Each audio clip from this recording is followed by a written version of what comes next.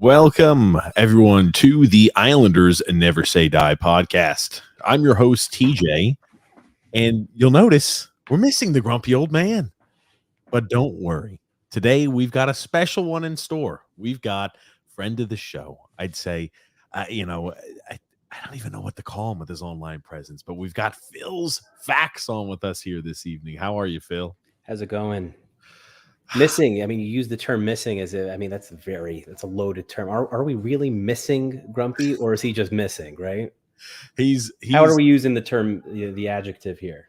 He's under the weather, so he'll be out probably today and then probably this weekend's podcast. So there'll be no shows. Well, there'll be no TJ and the Grumpy Old Man tomorrow unless X wants to do it. That's right. He always is. That's right. He does a little finger wag. Grumpy does. If I'm filling in for Grumpy, I got to do some of the not only color commentary, but I've got to do the hand motions. I've got to do the facial expressions. So as you go along, I'll try to fill in as much for Grumpy as I possibly can. Big shoes to fill. But he'll probably be out probably this weekend too, and I assume maybe the Wednesday of Thanksgiving. So he'll be back. I don't know, maybe that's Saturday after Thanksgiving, but we'll see. We'll keep everybody up to date when Grumpy is back. The Grumpster is back. But if you're new to this channel, welcome. It's a twice a week Islanders podcast. We go live usually every Wednesday and Saturday at 8 p.m. Eastern Standard Time. We'll have a little bit of a different schedule here coming up. I mean, it's holiday season, American Thanksgiving coming up. Things get crazy, busy, and hectic. But if you're new to the show and you like the content that we put out, make sure to do a few things. Make sure to subscribe on YouTube and then like the video, because apparently that helps the algorithm. And also, make sure to go ahead and follow us there on Twitter, and you can also find us there on Facebook if you ever want to be kept up to date with the latest Islanders discussion that we have going on. And Phil, hold on. I've noticed you've changed up your Twitter bio. How are we supposed to see where Phil has his podcast? Because Phil is also a fellow podcaster there. Now, Phil, remind us where you're. I didn't change it up. I just never really, you know what? I should add it in. But if you just go to Isles Fix, I think most of your following will know the Isles Fix account. I do a once a week show with David Tuckman. That's Tuck on Sports, where we talk Isles for anywhere from between 30 to 45 minutes usually. Just kind of run through the games that happened, our opinions on that. Sometimes we go around the league a little bit. But anyone who is subscribed to Isles Fix, you get that in your inboxes, emailed to you usually on Wednesdays and Thursdays. If you're not subscribed to Isles Fix, then you can just go ahead and find it on iTunes or wherever podcasts are hosted. That's the red line. Looky there, the red line and Phil's. There you go. You can also find Phil when you want to see unhinged, crazy, Islander takes. Phil is the one you go to. Absolutely. I don't think there's anybody else that comes close to it. So, you can find him. We've linked his Twitter bio and we'll link in the description below. You can find him at Phil's Facts. Today is, Islanders have been struggling recently. They really have. Struggling. I think that's the nicest way we can put it. Struggling. I've seen a lot online. There's a lot to talk about, first off, and I've seen a lot online. People, claiming, "Hey, let's fire Lane Lambert, get rid of Lane." That's the problem. I've seen some of that, and I think Phil, you're in that camp too. But I'll let you explain kind of what your thoughts are with the situation. But you've got, since the last time Grump and I went live, you have Casey Cizikas calling out the fans, being upset with the fans that boo. And then, he goes ahead and does his little back step over here. He's trying to go ahead and, save face as most as he can. Wait, did you guys didn't cover that on Saturday night, I guess, right? That happened after the game. It happened after the game. Okay. I was about to say, for those who have been, I guess for those who don't have social media, you probably didn't hear about this, because trust me, the Islanders did not cover this at all in any of their recent telecasts. They know which media to put out and which media stays hidden and buried. Sometimes you'll even see in the press conferences that they have with the coaches, there'll be some edits put in there where questions that they don't like that are asked of either a coach or a player are sometimes stripped out. I didn't know that before. Yeah, they've done that before for sure. Or they'll cut it short. They'll sometimes cut it short if they don't like how it ends. Because this is how it all started. Saturday night, right? The Islanders lose to the Washington Capitals. I thought there was no way in hell we were losing to Hunter Shepard, third string career AHL goalie for the Hershey Bears. Losing to the Washington Capitals. We lost 4-1 at home. And this happened. They asked the question to Lane Lambert. They said, "Do you think the room is still? You think that the room's still hearing your message?" He said, "Yes, I do." And then he just proceeded to walk right out of the post game presser. So that's kind of how it started originally. And then they're asking some of the players about what their opinions are. Hey, is everything still going well? What do you think about the boos out there by the fans? Because the boos have been growing from my understanding. I don't think it was about the boos. I think the questions were more pointed, and they asked specifically about what these players felt about the fire lane chants.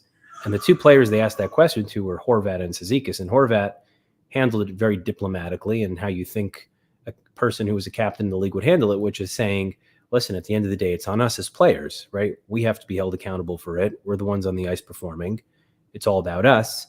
And Cizikas had a little bit of a different answer. Yeah, and this is the one that Casey says. Now, Casey, by the way, is the longest tenured New York Islander, right? Matt Martin, he left for a few years, so Casey has that now that our friend Josh Bailey is gone. The magnificent, great Josh Bailey's gone. But Cizikas said, it's a joke. It's a joke. That kind of stuff ticks me off. It really does. I got no time for those fans, and I've got no time for them. If they want to be like that, they can stay home. And I'm sure, as you can imagine, you hear a comment like that regarding, hey, what do you think about the fan base that's chanting fire lane? What are your opinions on it? Stay home. That's not a good little sound clip, not a good little audio clip for him in an interview piece. No, it's a very emotional response. It's an emotional reaction to a question after a loss in a game that it would, if we're being honest, it was a frustrating game, right? The Islanders carried the play for most of the game, and it's just a situation where every single mistake they made ended up in the back of the net. Shepard was good. They weren't able to get enough traffic in front of him. They weren't able to get enough quality looks, a lot of shots from the outside. And, that's a frustrating way to lose the game. And then you've got the fans who, I think part of the drawback of having so many games at home is if you're not playing well and you're playing most of your games at home early on in the season, then you're going to hear it from your paying customers. And the one thing that you cannot do to paying customers is give them a reason to keep their money in their pocket or spend it on something else, as opposed to putting it toward your product, which really ultimately pays your salary. Yep. And it's the one thing Grump and I always talk about as a player. Doesn't matter what sport you're in, you can never disagree or get upset when the fans are booing. It's a no-win scenario. It happens all the time across all different sports, and every single time a player ever does that, they end up as a big loser. I was about to say, the one I thought of most recent was the Evan Neal scenario, where he was, hey, the lion doesn't concern himself with the thoughts of the sheep, when people were criticizing his game or lack thereof this season. And I said, why do I care about what somebody who's sitting at home flipping burgers thinks about my play? And I'm like, yeah, I get it, right? I don't care that you think that way. It's just not good optics for you to say something like that. I think he said flipping hot dogs, which didn't even make any sense because you don't flip hot dogs. You kind of like turn hot dogs on the grill. I was about to say, and I don't think Casey Cizikas is the only guy who shares that sentiment. I'm sure there's a lot of players who that bothers. I mean, they're just humans, right? I could definitely see that bothering a lot of people, but it's the one no, you can't say that, and it's going to get the fan base angry at you. It's something that he as a vet should know a little better. But you're right, it was emotional. It was an emotional loss. I think the team is in a volatile state right now. I think they're in a really vulnerable state is the word I'm looking for here. I think they've played okay hockey. I thought they played well against the Washington Capitals. I thought for the most part we played pretty well against the Edmonton Oilers. I thought they also, by the way, I think in each of these 4 regulation losses that they've had since the Carolina loss, which was an overtime game, I thought in each of those 4 games, they have, for the most part, been the better team in those games, right? You had the Wild game, which was for the first 40 minutes was pretty much all Islanders until Dobson took that second penalty in the third period and Minnesota capitalized, and then the wheels came off, right? And that's been the theme. The theme is when adversity strikes in the third period, they have been turtling, and they have been, it's fight or flight, and they've chosen flight every single time. And it's the same thing in the Boston game, right? It's pretty even matchup. We had a great second period. We tied it up in the beginning of the third period on the penalty kill. And then immediately we give up a soft goal, and that game goes off the rails. We give up another goal a couple minutes later. That game's over. And it's just been this recurring theme where we're playing well for the most part, which I don't think that was the case early on in the season. It's still early, but earlier on in the season, I thought that there were games that we were getting dominated in. Ottawa in particular, which I think was Sorokin's best game of the season. We took 8 penalties in the second period. Right? I mean, by all counts, you have no business winning a game where you take 9 penalties and multiple 4-on-3 power plays for Ottawa.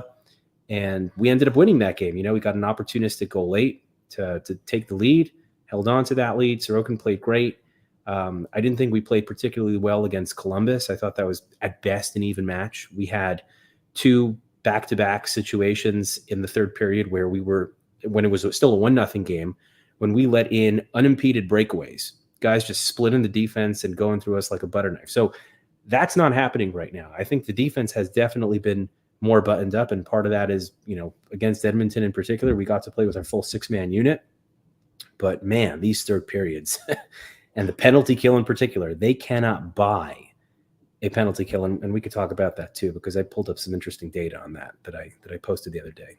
I think it's a mischaracterization to say that we've played better. I think the last 2 games, I'm like, okay, I thought we carried action probably, on a 50-50 pace. I think this year in general has just been one where we've been outplayed. I mean, we're surrendering. I think it's almost like now it's down to 34 shots, or maybe 33, a little over 30. Well, that's what I'm saying. It's coming down. You haven't been seeing the goaltenders getting shellacked throughout the game like we saw for the first 10 games. Even against Washington, we gave up 30-plus shots again. It's just like at home. And I'm like, we didn't against Edmonton. I thought the second period against Edmonton, I was like, oh, shit. It was really boring hockey. But I'm like, against Edmonton, playing boring hockey is the best thing we can hope for. Yeah, and they were in control.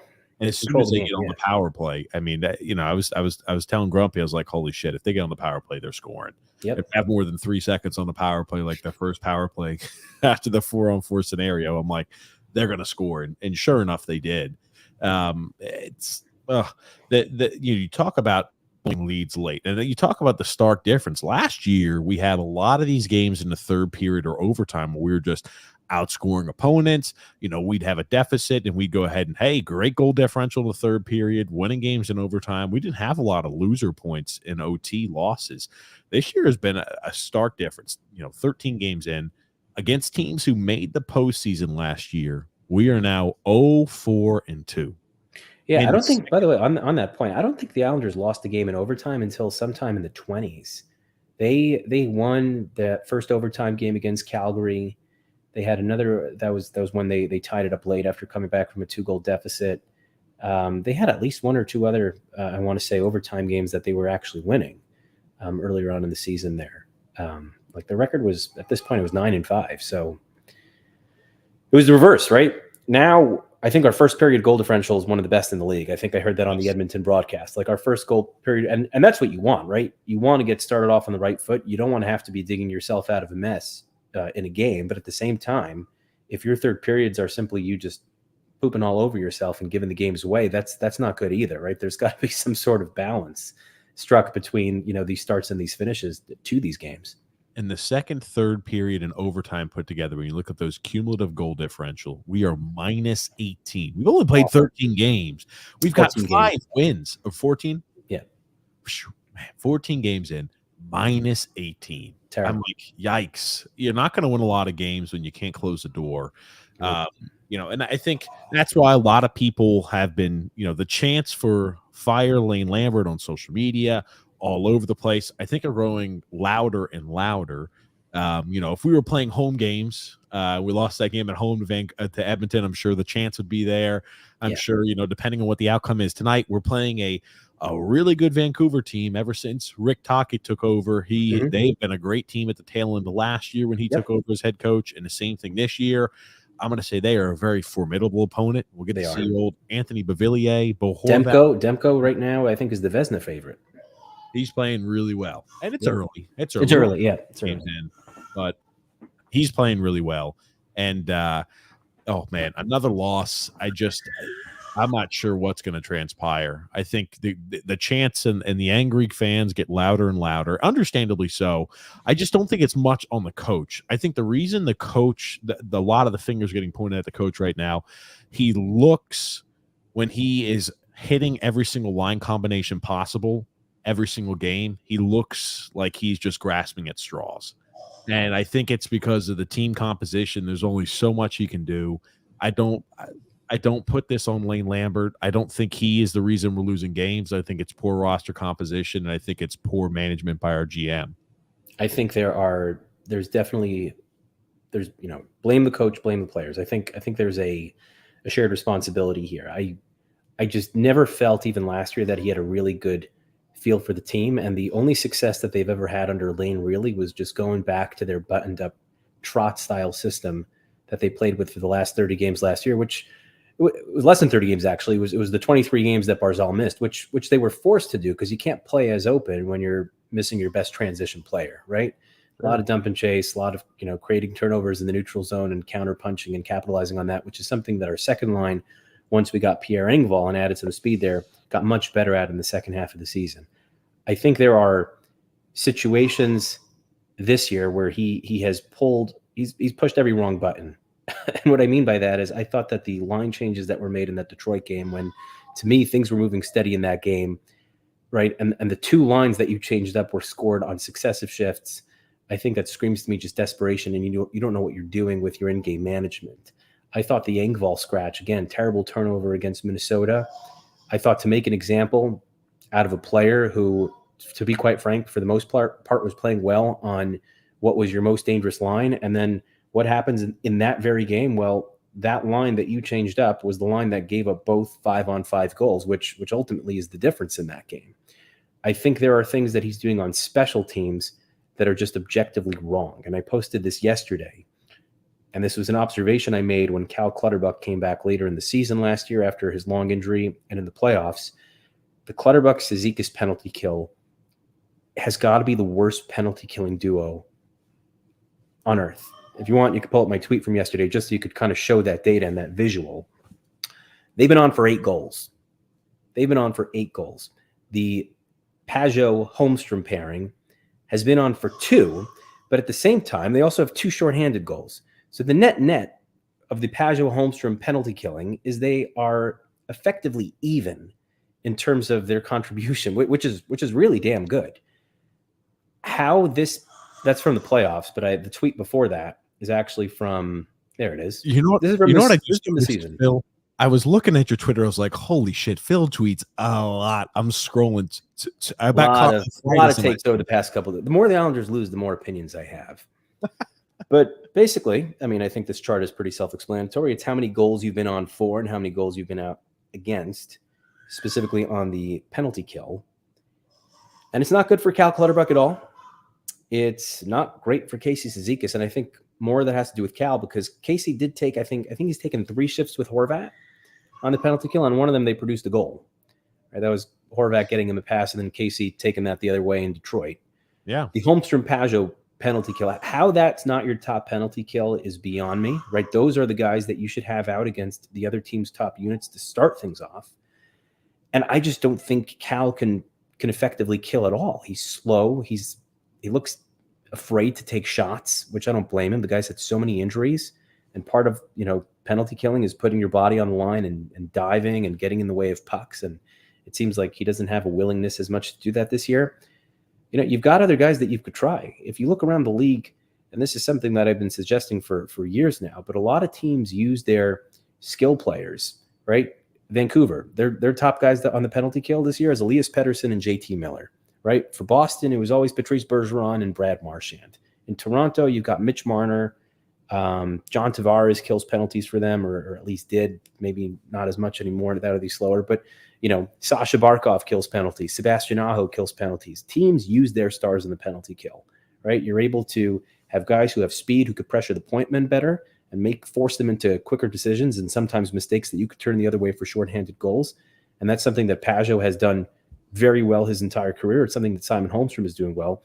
I just don't understand how something this critical and something that This is right now, to me, it's the number one ailment of the team. If you look at all these losses that they've had, the games have turned on the power play. Minnesota, they took the lead on the power play. Boston, they took the lead on the power play. Edmonton, they took the lead on the power play. Fix it.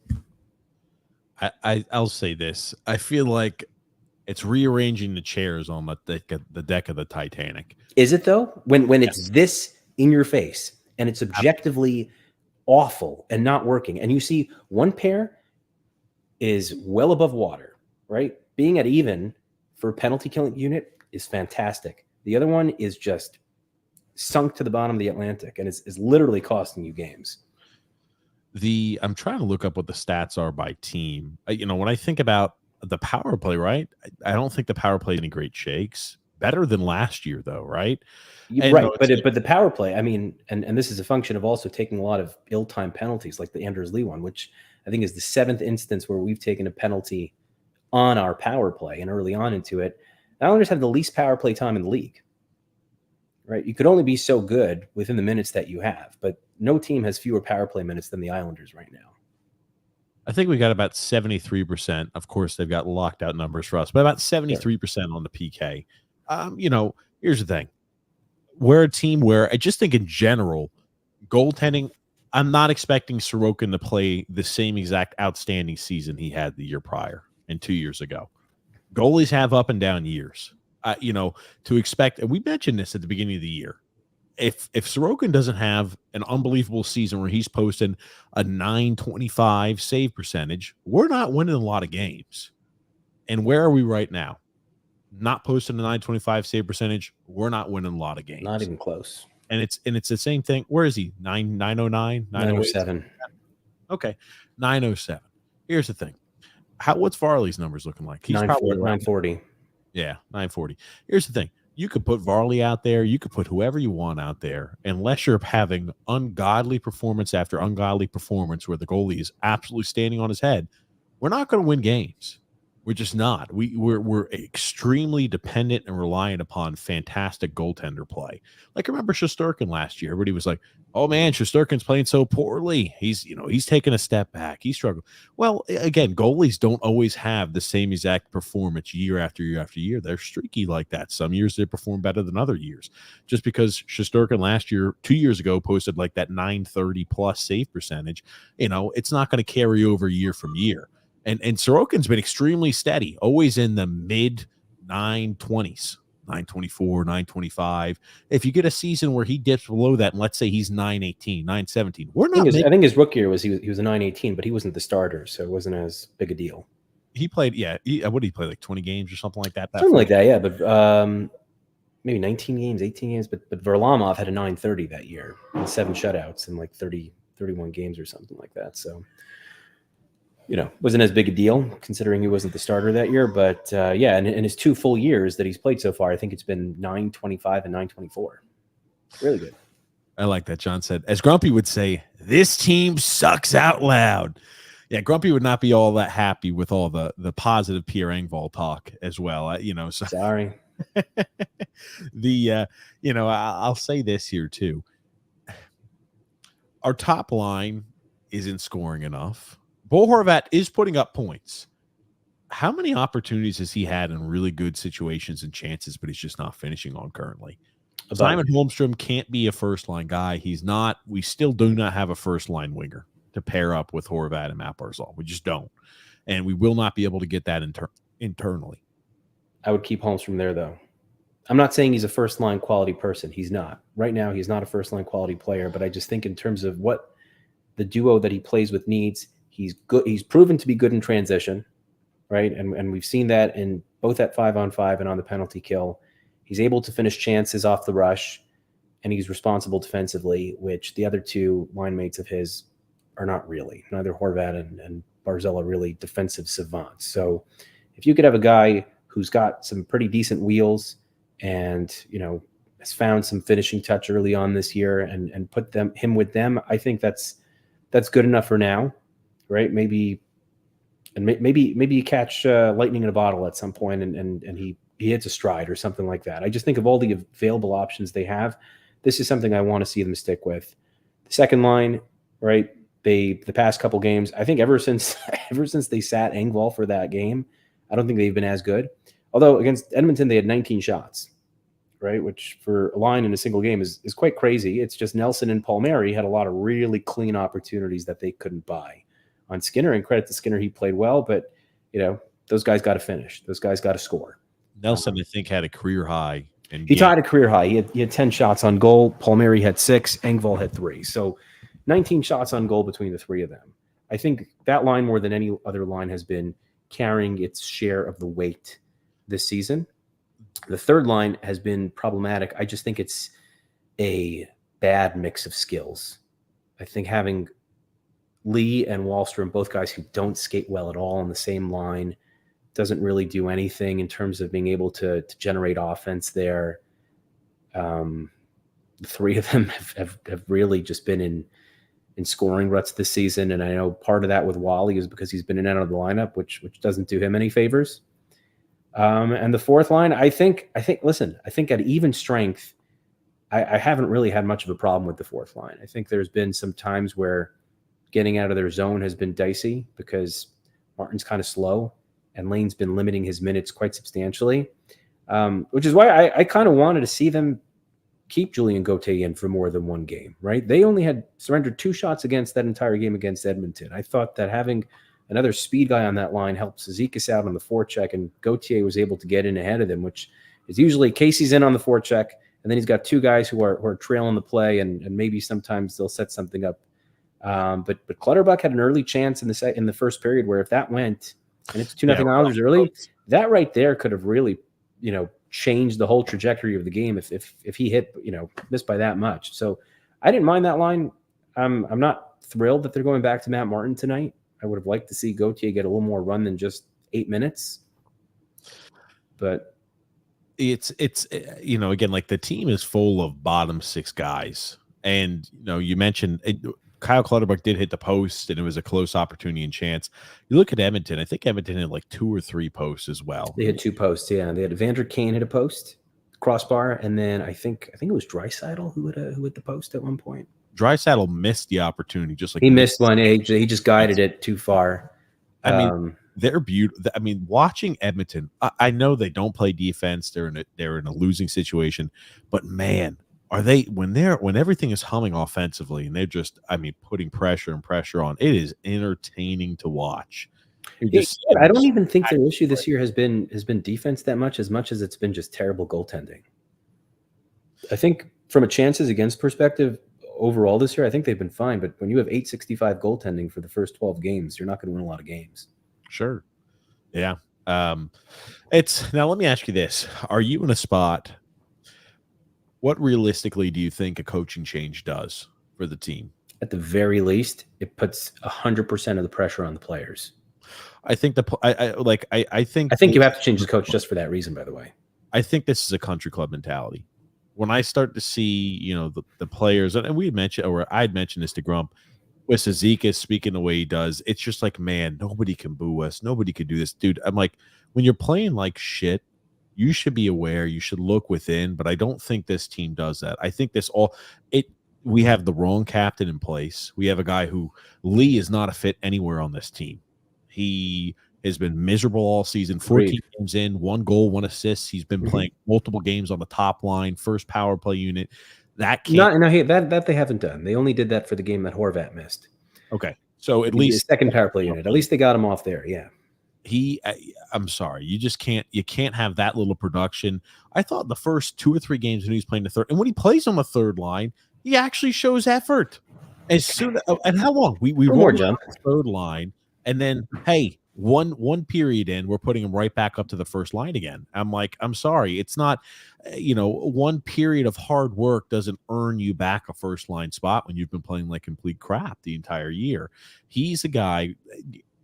If Lane Lambert was bold enough, and it's not going to happen, he should be benched. He should be sat. He's not playing well. So listen, I think that's exactly part of the reason why you need a new coach, right? Lane, part of the drawback of promoting someone from within, and right, Washington did it with when Barry left, right? They took Barry's top assistant, they made him the head coach, and from a regular season standpoint, produced good results. 2 first-round exits, that's going to get you fired in Washington when the expectation is that that group should be going farther, right? The Islanders did it too, right? They had a coach that the players were comfortable with.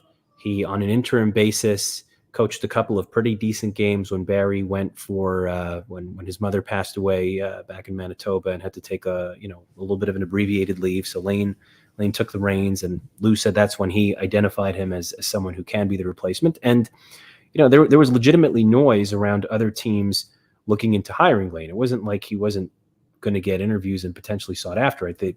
People were linking the Steve Yzerman connection because they were roommates, and that was something that they were looking at before they went out and hired Lalonde. So I don't blame them for trying, but part of the drawback is when you've been with a group for, this is year 6 now, you don't have the maybe you don't have the ability with a straight face to go ahead and bench the captain, because you've been with this guy for 6 years, and that's someone that you've leaned on before. He did it with Bailey, right? And oddly enough, with Bailey, he did it before he hit a game 1,000, which was shocking and astonishing to everyone. And we all know, about Bailey's end of season interview. There seems to have been a little bit of bad blood there, or more than a little bit of bad blood, and they didn't seem to get along. And maybe maybe there was some awkwardness in the locker room around that, and Lane wants to avoid repeating that mistake. But just for the sake of getting someone in who doesn't have an attachment to these players, doesn't have an attachment or a bias with this particular group, that alone for me is enough reason to get someone else in. It's not a friendship. You're a fucking head coach, and your job is to produce. If the guy isn't doing that, I'm not your buddy. I'm not your pal. You know what you are? You are a player. If we could be friends, fantastic. But guess what? And the bottom line, we're here to win games. Yeah. I have, if Bailey's unhappy about that, fantastic. You know what? We're going to take it one step further. I don't like your attitude. You're going fucking Bridgeport. See you later, buddy. I can't deal with that. I can't have you polluting the locker room. I think that his mentality is completely all wrong. I think the way he's playing on the ice is completely wrong. I hate the lack of effort. He's not a leader on this team anymore. The C needs to be stripped from his jersey, and he needs to be sat. The unfortunate thing is we've tied ourselves to that huge contract that Anders Lee does have. Was it 2 years left after this one? Yeah, but you could buy it out. That's my point. It's pretty decent. You get pretty decent savings for pretty substantial savings for next year, almost $5 million next year.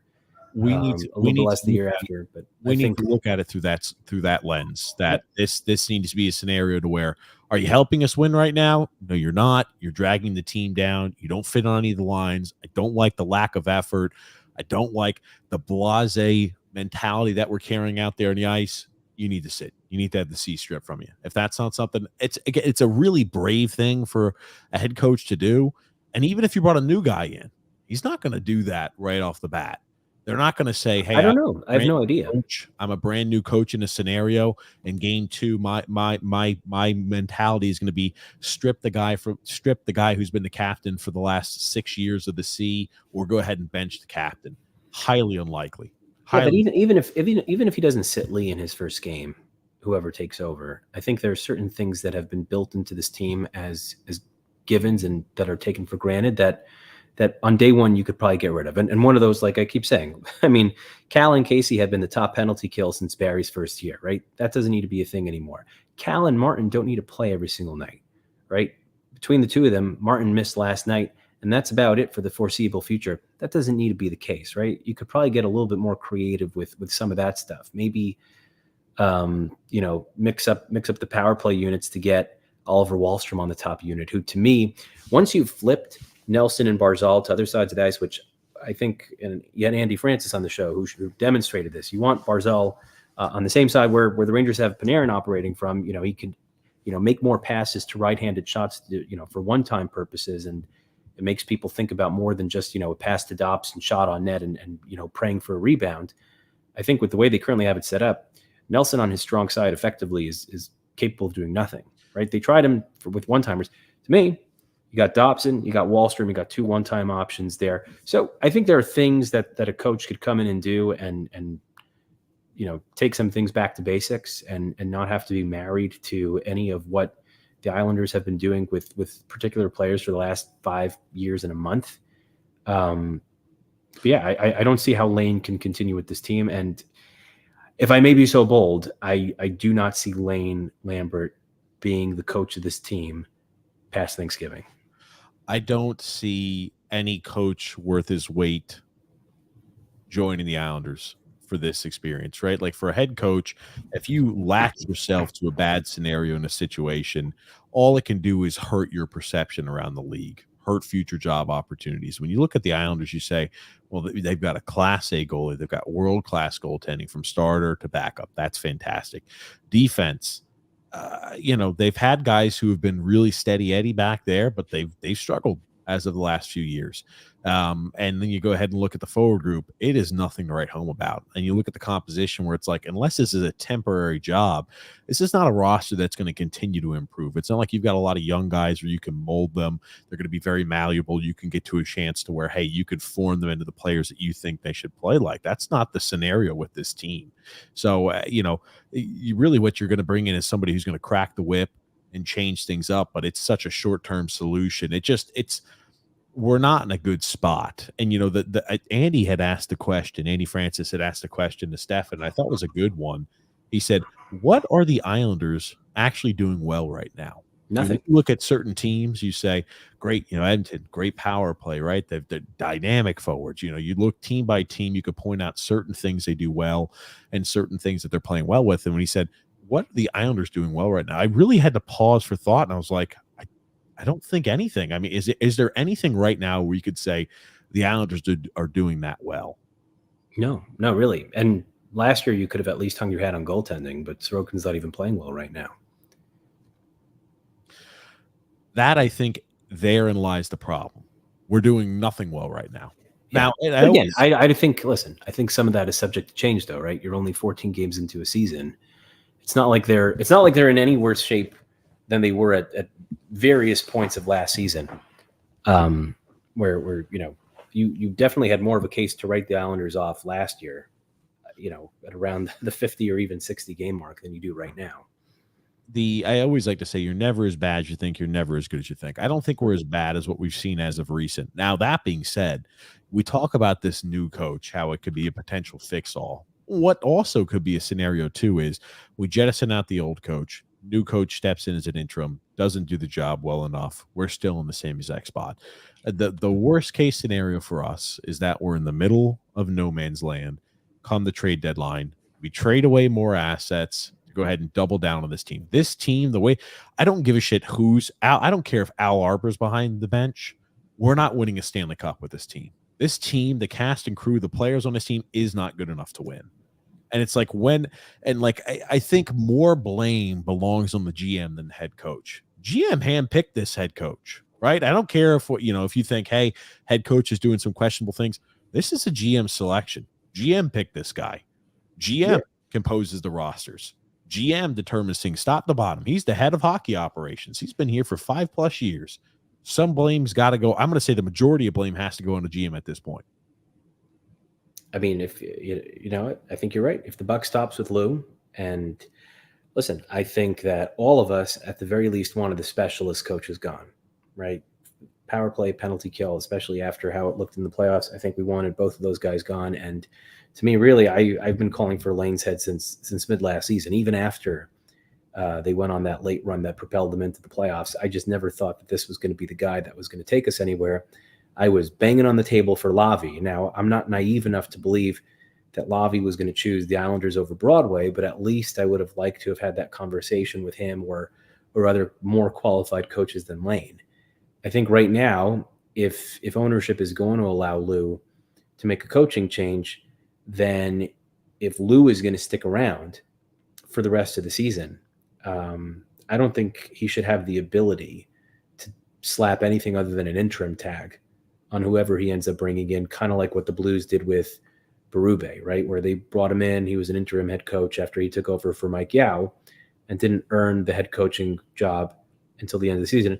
I'm not drawing the parallel to the Blues. I'm just giving an example of, you bring a guy in, you give him an interim tag, many examples of this before, and then the new GM or whomever gets to evaluate in the offseason as to whether or not this is someone we want to move forward with.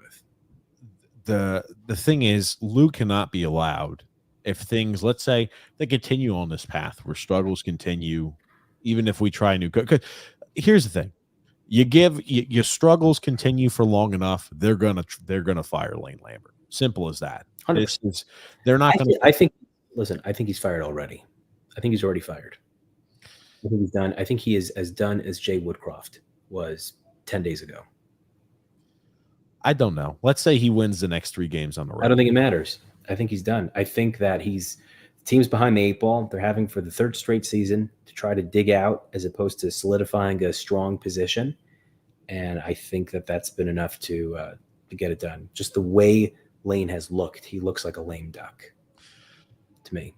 He looks like he's grasping at every straw possible because no matter what, I don't think Lane's a bad coach. I know you don't like Lane Lambert. I think our roster composition is hideous at best. He wants to play his style, and he wants to play a current NHL style. He's not playing the current NHL style, though. How many times have you seen Barzal? How many breakaways does Barzal have this year? Look at what he did last year. We're playing a modified system. He does not want to play what system we're playing currently. I'm just asking, how many times have you seen Barzal in alone on a breakaway this season? Maybe once, the time against Boston where he was hooked? Not often. Not often. The wingers aren't flying the zone. He's not playing a very open, fast-paced style game. It's not like he doesn't have some players who are capable. You don't think Barzal could fly the zone? Engvall get the wings to fly the zone early? Of course he can. We did that at the beginning of last year, and how did that result for us? A hideous record. You know what? He's smart enough to say, gotcha. We tried to roll that out with the ancient squad, the older gentlemen we have at the forward group. It doesn't work.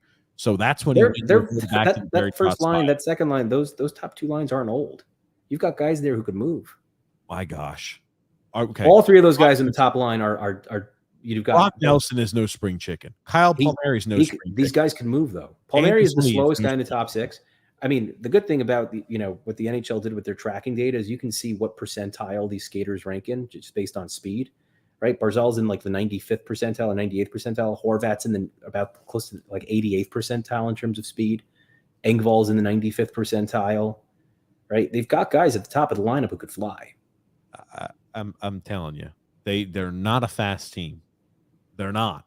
I think it's less about them not being fast and more about them intentionally playing slow, right? And I'll give you an example. If you watched, I was watching very closely. I just wanted to see how Julien Gauthier played because I watched him play with the Rangers. I watched him play with the Senators. It was a lot of him playing high in the zone, waiting for a turnover, and then flying up ice for someone to find him. That's how he created a lot of his production last year. He had 9 goals, all at even strength because he didn't get any power play time, which is pretty good in 50 games. I was watching him last night. There was no attempt to get him on the outside and behind a defender at any point. There were even points where it looked like he could have made a break on a defender, and the instruction given is chip and chase and go in and forecheck. The system that they are playing is intentionally slow. They do not have the skilled passers. They do not have the skilled players to make long stretch passes past multiple lines and expect, hey, if we go ahead and make this pass, there's a high probability that it converts because the likelihood of that not happening and there's an odd man rush coming back the other way where the other team has numbers resulting in a goal is high. It's the reason we cannot play the current NHL system. We don't have the good enough passers from the back end. We don't have enough speed to exploit teams. We just don't. It's why when we switched back to the Trot system, it worked well. You may ask, why aren't we playing that way now? Because you can't play a full Trot style system over an 82-game season and expect to have any sort of energy left. I think they've gotten back to it actually over the past couple of games. I think defensively they have been strong over the past, 2-3 games.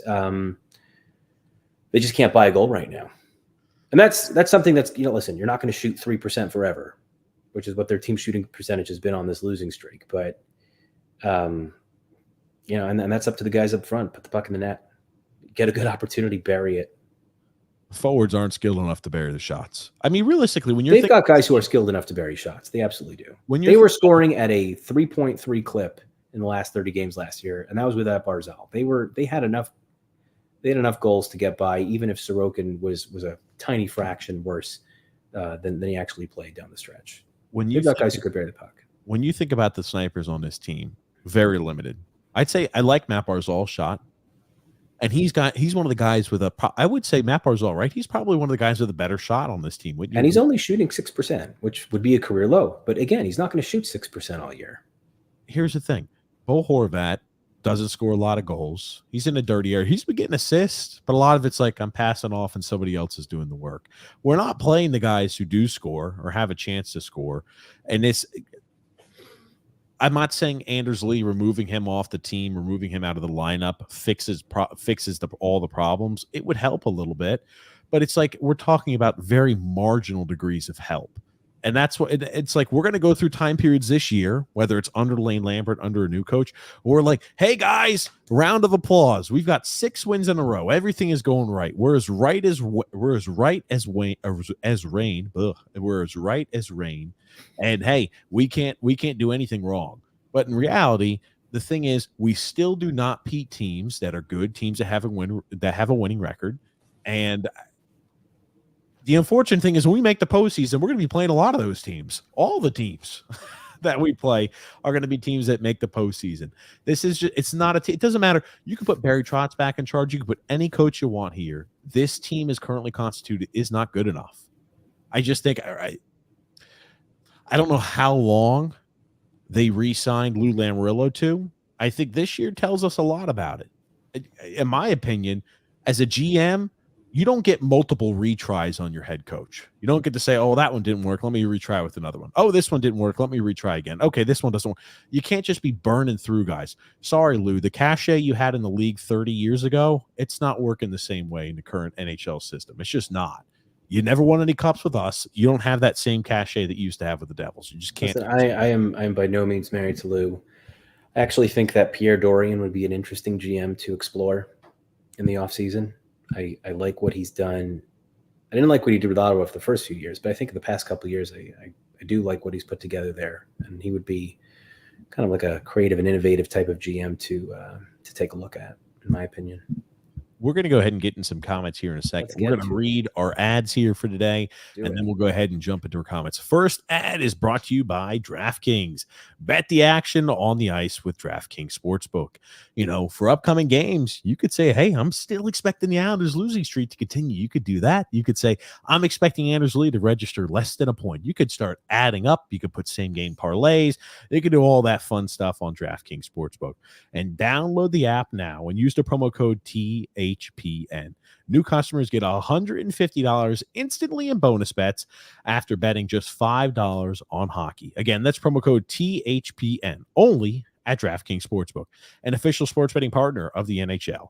The crown is yours.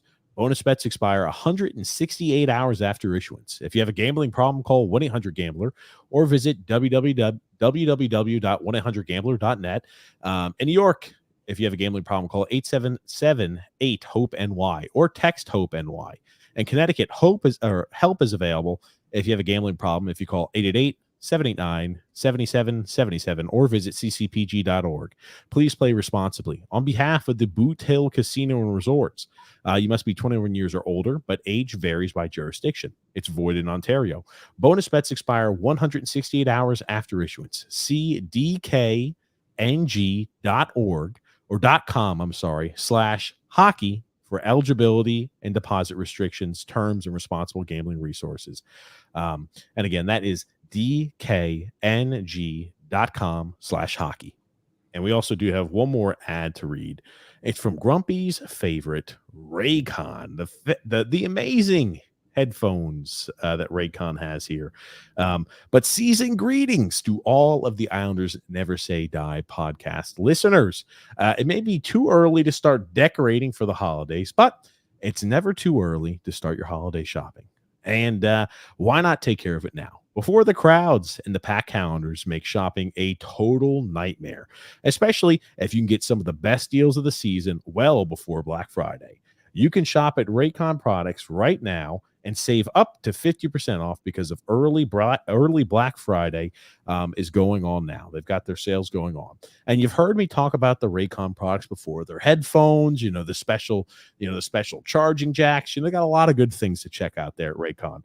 But Raycon first made their name for themselves in the audio space when they created their products like their everyday earbuds, which are known for delivering high quality and thoughtful features like 32-hour battery life and perfect in-ear fit for all-day wear and lasting comfort. And this past year, they expanded their business with the introduction of the Raycon Home. And again, you've heard me talk about this before, but it's a 5-star reviewed Magic 180 cable that allows you to charge iOS, micro USB, and Type-C devices 8 times faster with 100-watt power delivery, so you don't have to sit around waiting for your stuff to charge all day long. But Raycon is known for delivering high quality and thoughtful features at half the price of other premium audio brands. It's no wonder their products have racked up tens of thousands of 5-star reviews. To get everybody in the holiday season shopping early, Raycon is currently offering 20% off everything on their site, with up to 50% off select products. So beat the crowds and save now. Trust me, you don't want to miss out on Raycon's early Black Friday sale. Hurry to buyraycon.com/THPN to get 20 to 50% off site-wide. Again, that's buyraycon.com/THPN to score up to 50% off select Raycon products. Buyraycon.com/THPN. Whew. Man, they get the reading worth, that's for certain. That is a mouthful. It is. That it definitely is here.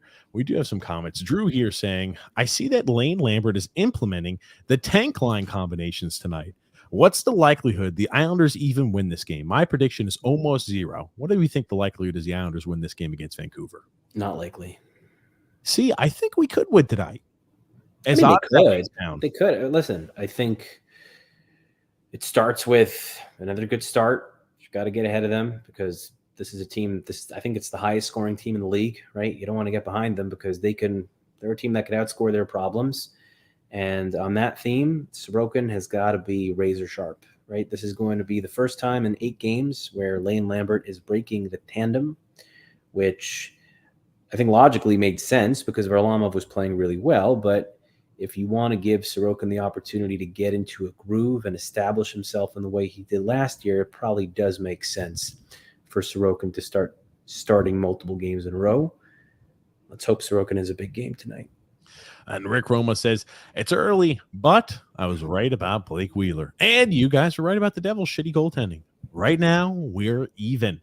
Now, yeah. Phil was early on the train too there for Blake Wheeler. Now he's played a little better as of recent. What they did is they moved him up to the top line just to try to salvage him, but he has only ever listen. Not every player can make the adjustment, and I know a lot of people are asking. And I spoke with Tuck about this on our podcast the other day. Not every top of lineup player, as they age out, could move down the lineup. Right?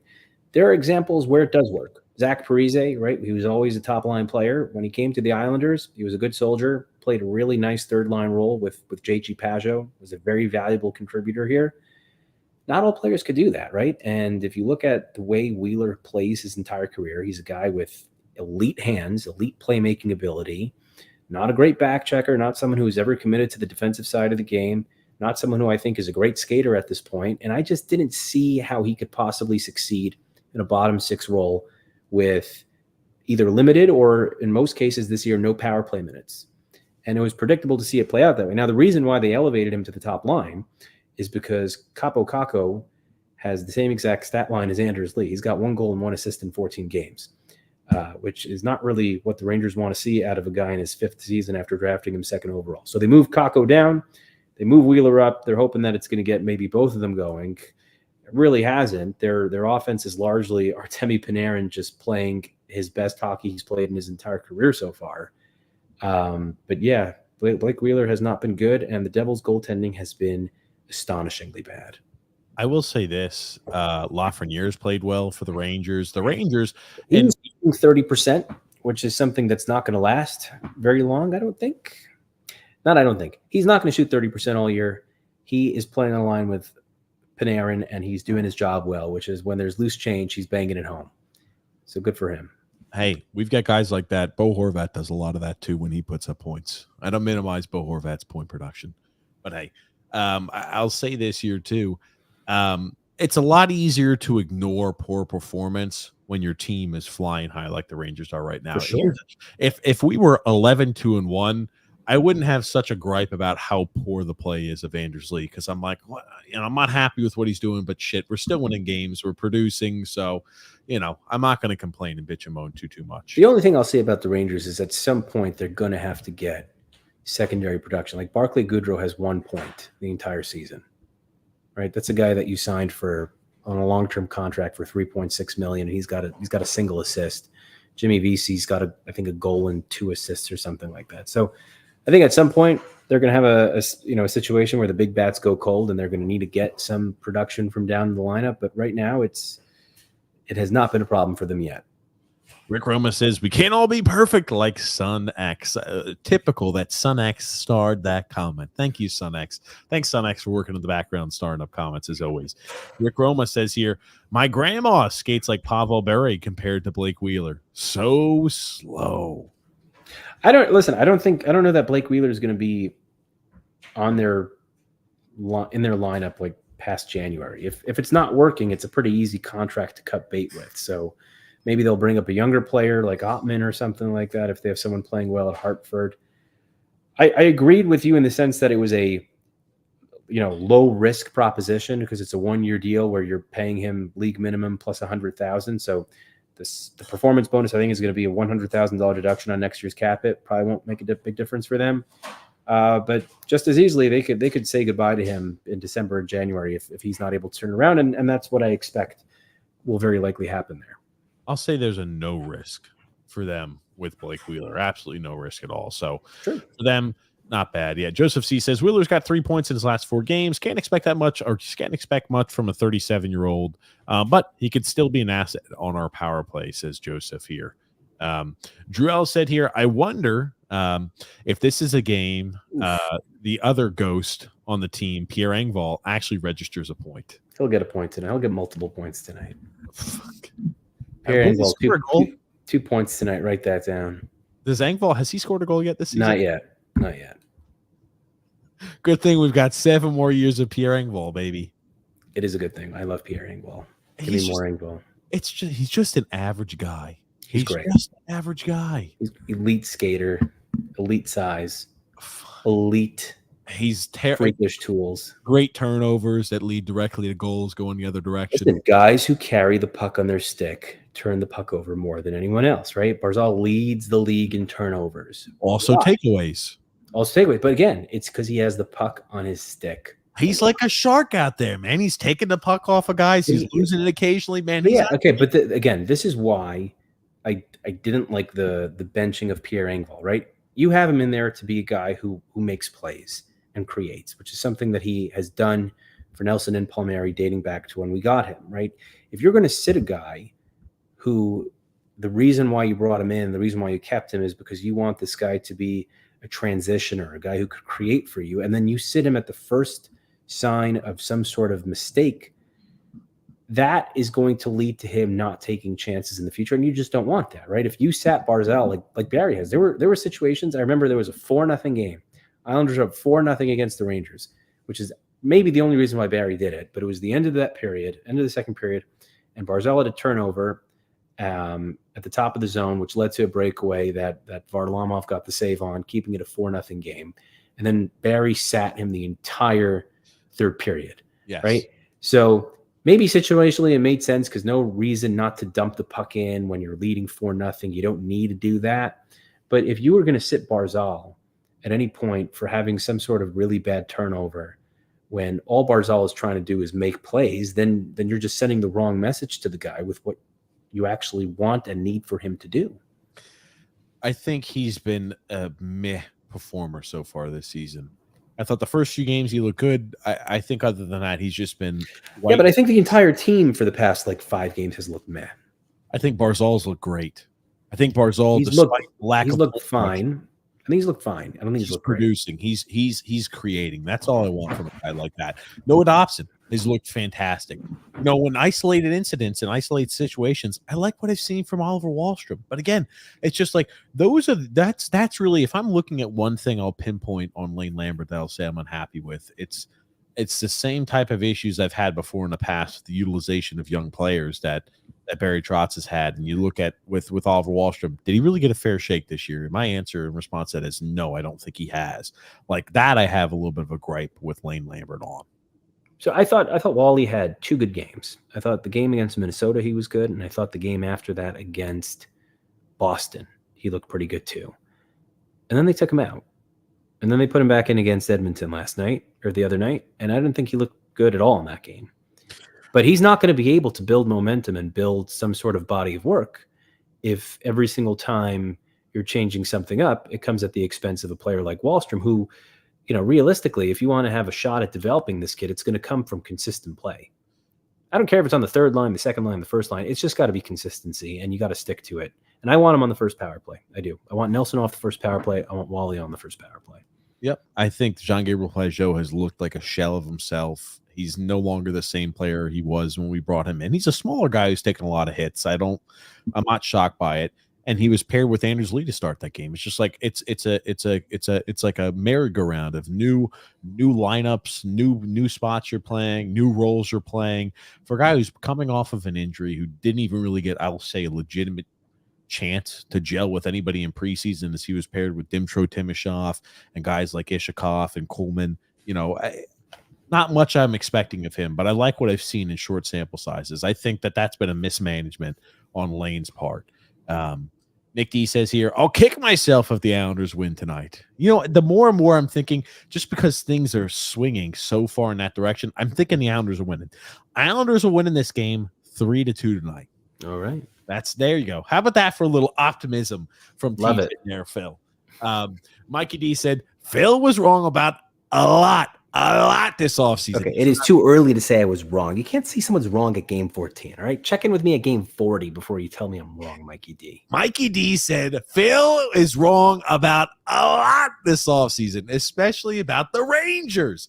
The only thing he was right about was Wheeler being very slow. They look like a different team than the past 2 years. Coaching will do that. No, but really, I mean, this is a perfect example of how big of a difference coaching makes, right?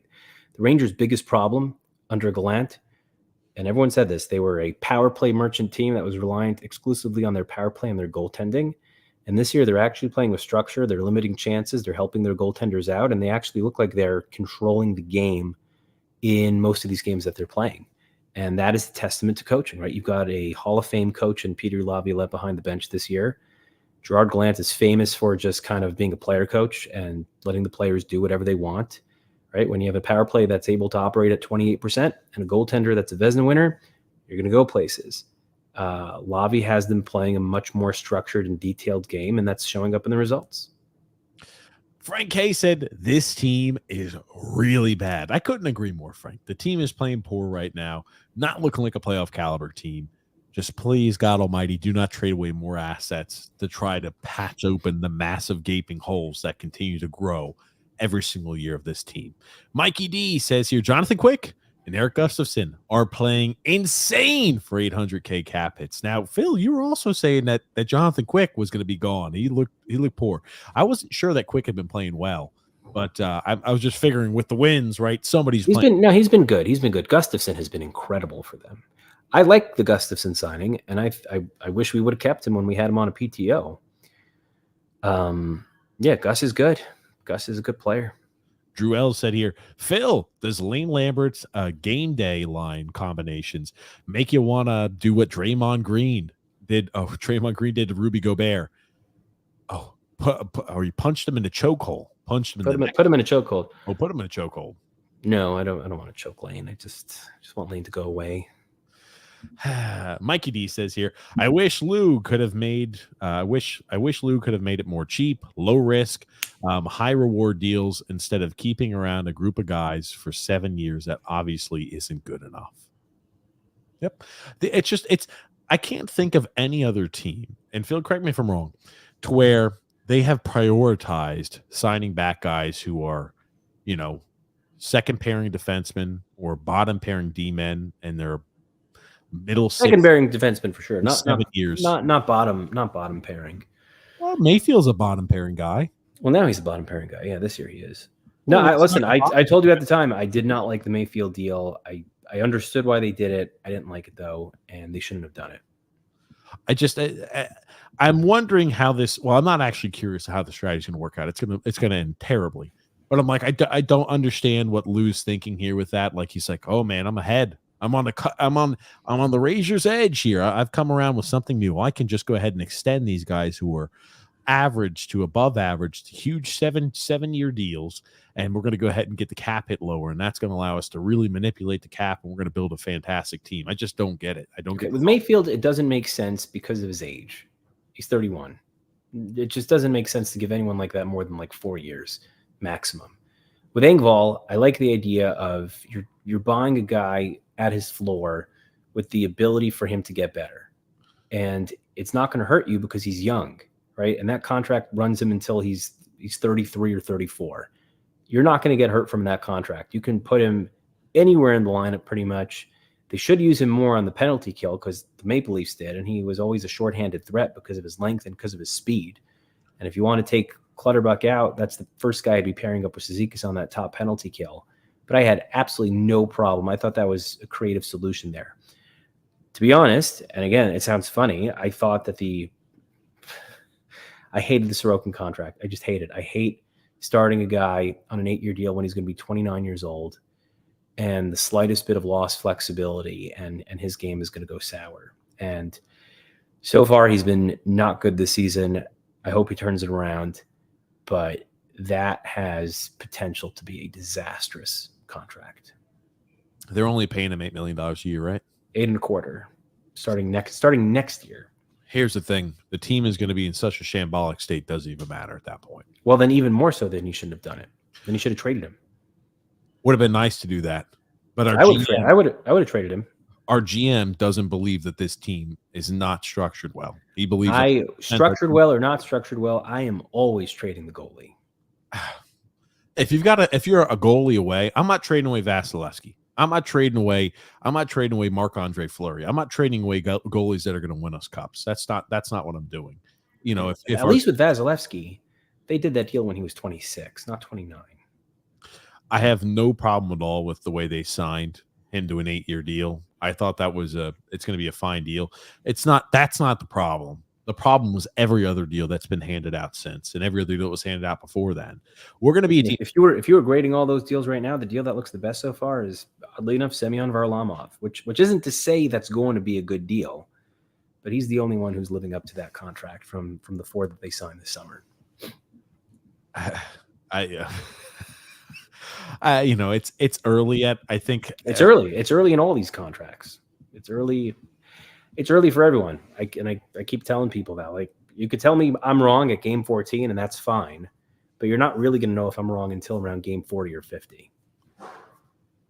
I'll tell you this. We're going to know what the team is composed of real damn quick. I think we already know what they're composed of. We're going to know how bad things are, like a true assessment of the damage. 2-3 weeks from now, 20 games in the season, a quarter of the way in the season, you know what the team is. If they don't win any games, then for sure. If they don't win any games from between now and the 20 game mark, then yeah, you're 100% right. Even if you're splitting and we're just like floating and we're just trying to do anything we can to survive, that's just I mean, listen, I put this out earlier. At game 50 last year, they were 23-22-6, or 23-22-5. If that adds up to 50. Right, 1 game over 500. They were 7 points behind Washington, 50 games in last year, right? Which means they made up about 22 or 23 points on the Capitals over 32 games, which is kind of crazy. It was the Islanders going like this and Washington going like that, which happens. Teams get out to hot starts early. I even posted earlier tonight that at the 57 game mark, Detroit, which was 1 week before the trade deadline, Detroit was comfortably in a playoff spot. When I mean comfortably, they were in the 7th spot, technically speaking, and they had like 4 games in hand, and then the wheels fell off for Detroit, and we know how the end of the season went there. So if you're in a 500 position at the quarter mark, you're not done. You're not by any means done. It just means you got to get on a run at some point. Detroit went ahead and sold all assets, or they started selling. They sold all assets because I think they lost like 4 games in a row from that point, and then they realized, like, all right, we're a paper tiger here. And here's the thing, right? I think that was the right decision by them. I think that I like the way that Detroit team is structured. That's a team the guys are playing. It's in full effect here. I would have. Wow, hold on 1 second. My battery's running low. Why? Give me 1 second here.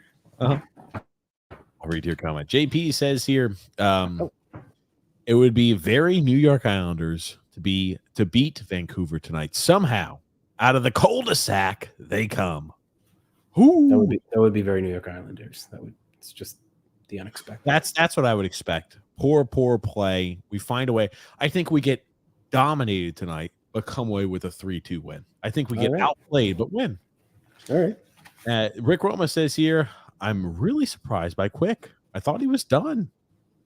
Coach Tommy B says here, good evening to Sun X, the heart and soul of the show. See, they know who they've got to butter up. They're buttering up Sun X. Looky there. Angelo M says, hello, everybody. Another game, another loss. Oh, gosh. I tell you. Let's play a scenario.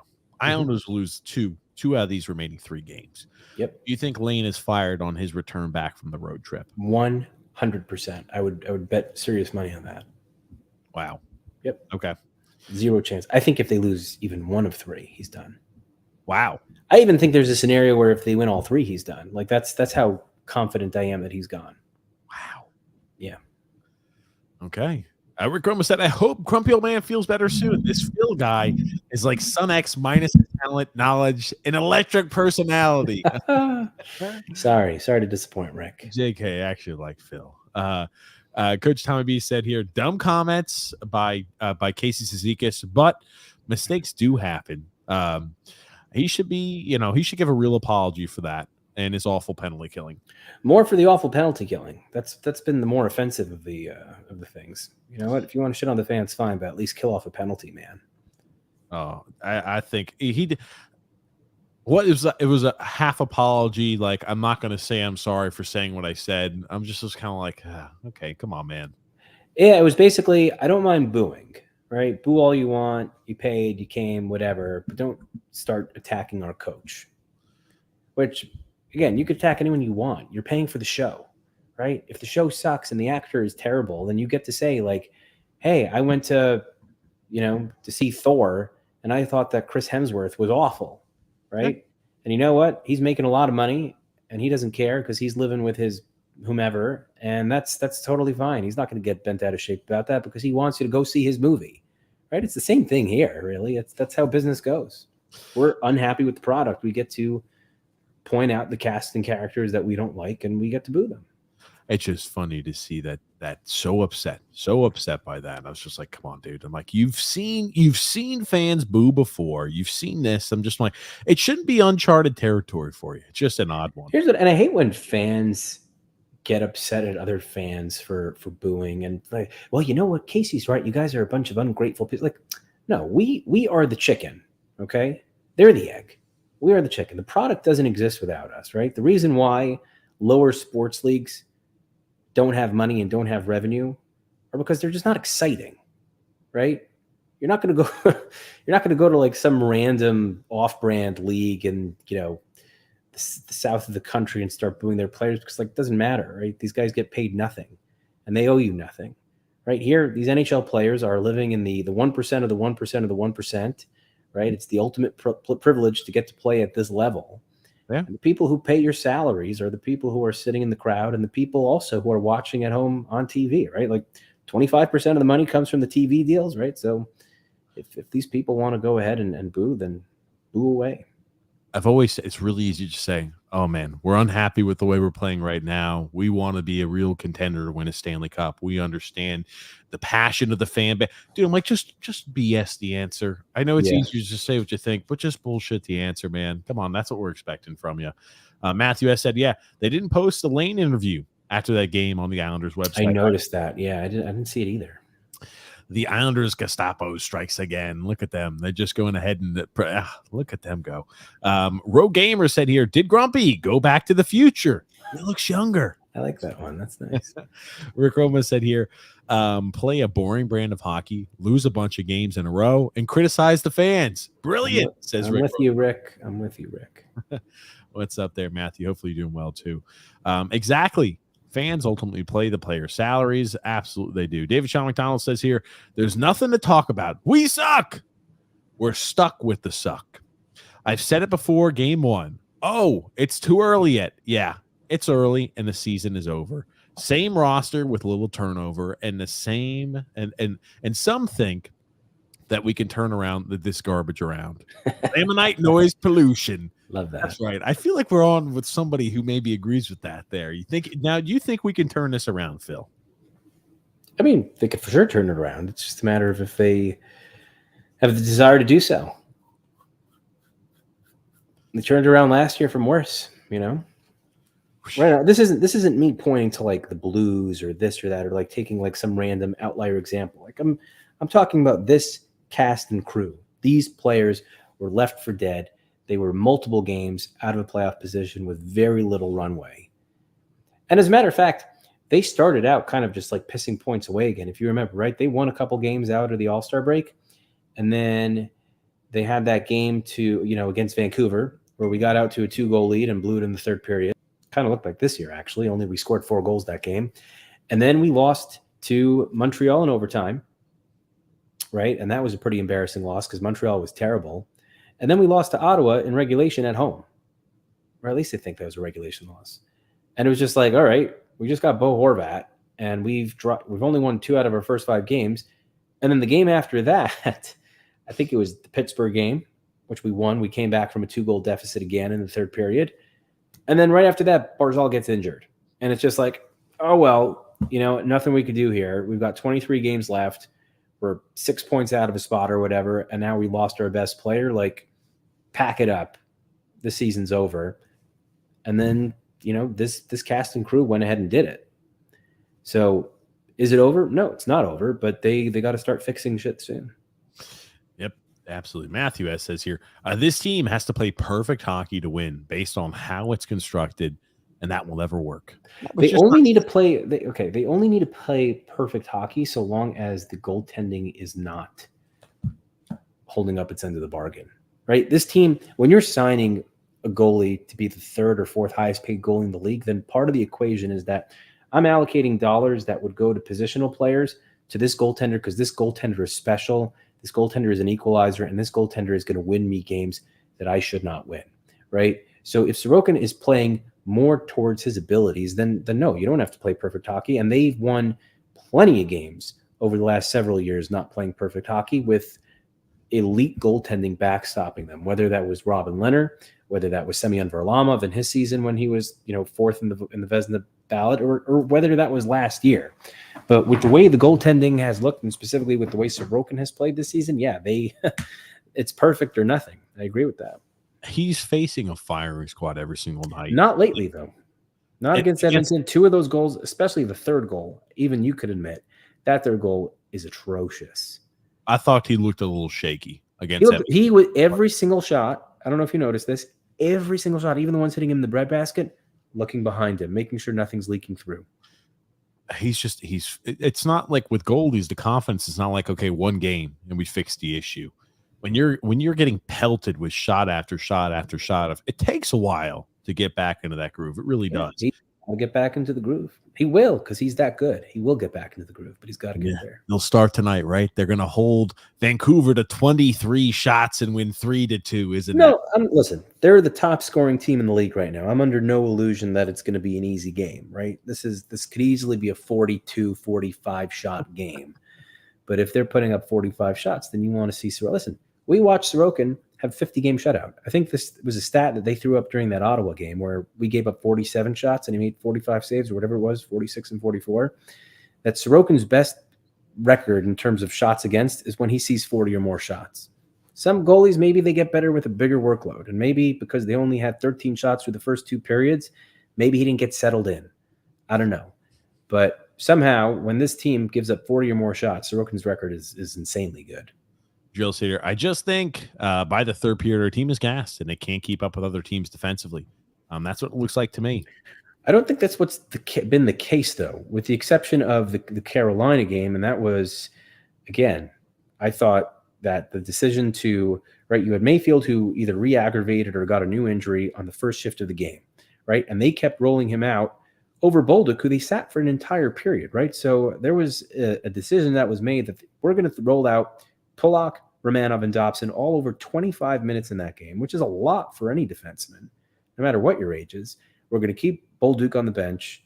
We're going to shorten the shifts for some of the forwards. They benched Matt Martin for almost that entire fourth period. They were really, like, they took skaters out of the rotation and they let themselves get run down pretty good in that Carolina game. I didn't like how he managed the bench at all there, right? If you're not going to let Samuel Bolduc play in a game where you have a 2-goal lead, then what's the point of having him on the team?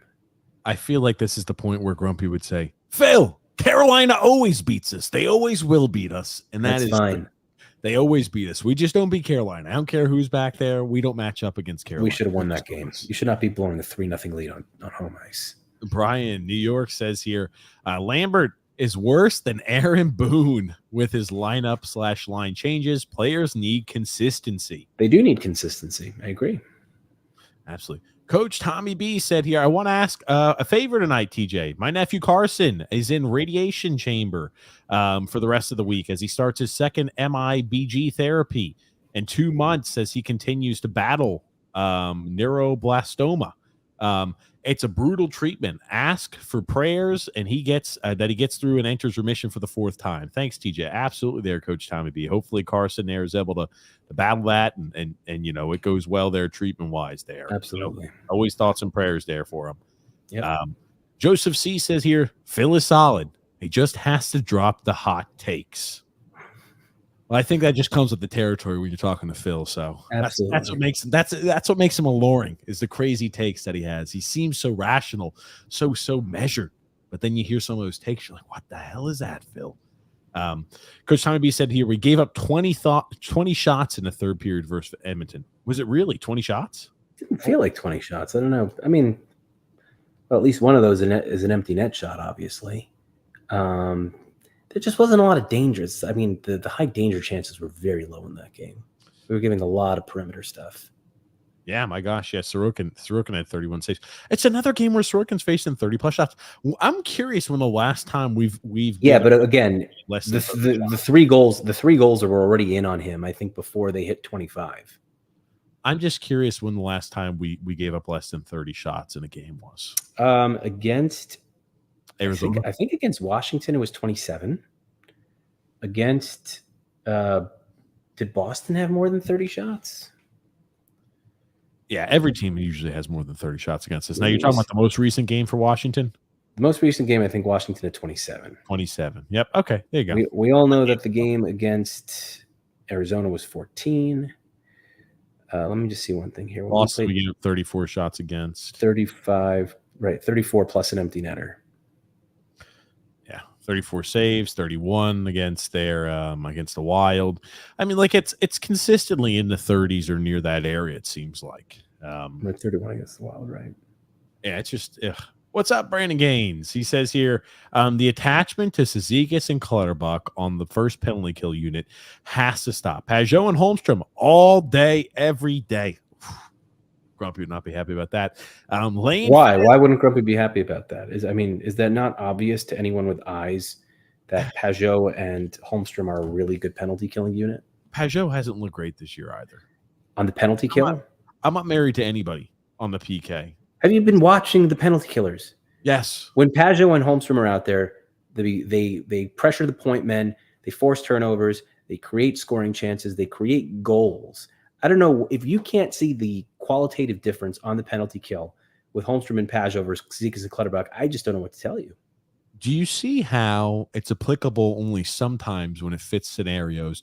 We just talked about a 14-game stretch. This is not a 14-game stretch. I also included data from last year too. Cases, what data did you include from last year? I included the playoff data, and I could even go further back to show you the regular season data too. So the playoffs. This has been a problem. And I don't think it's a Cizikas problem because when they had Cizikas killing with Horvat, they actually looked better. It's a Clutterbuck issue. He can't move. If you can't move, you can't be on the penalty kill. Simple as that. You need to be fast. You need to have a good stick, and you need to be able to disrupt the point men into making quick decisions that turn into turnovers. And that's what Holmstrom and Pajot have been doing, and Cizikas and Clutterbuck have not been doing it. It's a very easy fix. I think a lot of it is more circumstantial. I'm looking at the goals they score. A lot of it is based off of, hey, defenseman's trying to keep the puck in the zone, and he gets his pocket picked. Nope. Look at both. Look at the goals they've scored. That is absolutely how that's. Look at both. Let's pull up both shorthanded goals. I'll send them to you. Sure. Let's look at both shorthanded goals. Just as he says, fire Lane so Luke can give another bottom 6 forward or a second to third pairing defenseman a 6 or a 7 year deal. That's right, Joseph. That's the way it seems right now. Got to keep, I guess, treading water to keep Lou here is the way it feels. Brian New York says here, leave Wahlstrom on the top line. Absolutely. Brandon Gaines says here, surrounding Pajot with no speed and giving him below average skaters like Liam Wahlstrom is a coaching decision. Keeping Barzal on his left side on the power play is a coaching decision. Benching Gauthier and not supplementing the forward group with more internal speed is also on lane. Okay. It's easy to micromanage little tiny scenarios like this. Now, Wahlstrom hasn't been a lineup critical of that. He's not going to remove Lee. Lee should just be out of the lineup altogether. Where are you going to put Anders Lee, right? We've tried him on the first line. He can't, right? We can't put him on the fourth line. We've tried him on the third line. I actually don't dislike his play on the third line. I think he actually gives a little bit of effort when he's only playing 12 minutes a night, but he just can't play 17 minutes a night like we ask him to do sometimes. Okay. Pull up the 2 goals. I just DM them to you. And by the way, this is the gravy part of it, right?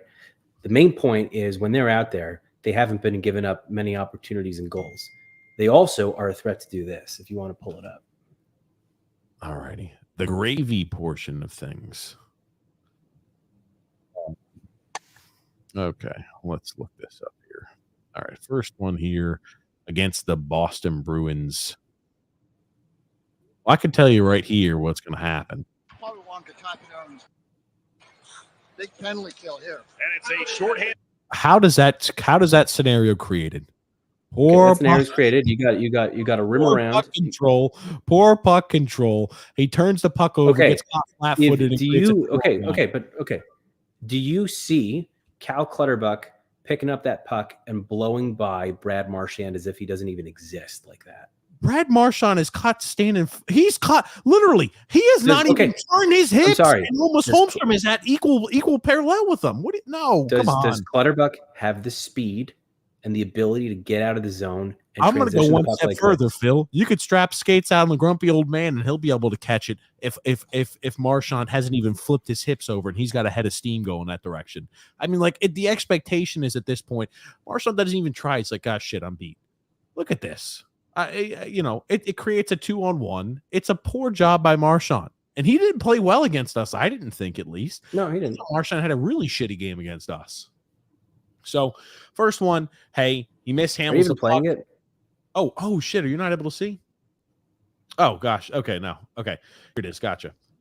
And it goes ahead and creates there that odd man rush going the other direction. But it was a poor job at handling the puck by Marchand. That's a sweet finish, and that's a great way to start that transition play. I'm hoping that our team is able to finish a few 2-on-1 opportunities. And this is one. He is the 2-on-1 specialist. Look at what the defenseman. Okay, but again, this play, hold on, pause it. Go back to the beginning. Go back to the beginning. Okay. Okay. Start right here. We'll put it in slow-mo for us here. Right. What do you notice that happens right here? What just happened? Win the draw. We won the draw. Okay.